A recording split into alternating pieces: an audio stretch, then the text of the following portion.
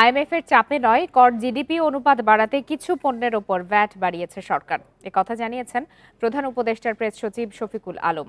রবিবার foreign service একাডেমিতে সংবাদ সম্মেলনে তিনি দাবি করেন, কর বাড়ানোয় জনগণের কিছুটা ভোগান্তি হলেও জনপ্রিয়তা হারাচ্ছে না সরকার।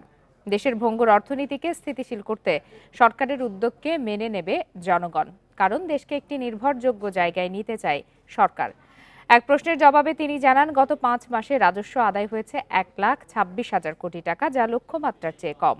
মূল্যস্ফীতি কমানো ও বৈদেশিক বিনিয়োগকারীদের টানতে সরকার নানা উদ্যোগ নিচ্ছে জানিয়ে তিনি বলেন, যারা লুটপাট করে দেশকে ঝুঁকিতে ফেলেছে তাদের বিষয়ে তদন্ত ও পাচার হওয়া অর্থ ফেরত আনতে কাজ চলছে।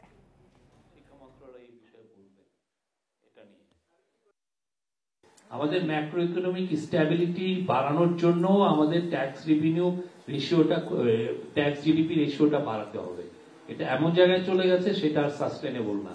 সামনের দিনগুলোতে মানে বাংলাদেশের মানুষের উন্নয়নেই এই টাকাগুলো ব্যয় হবে।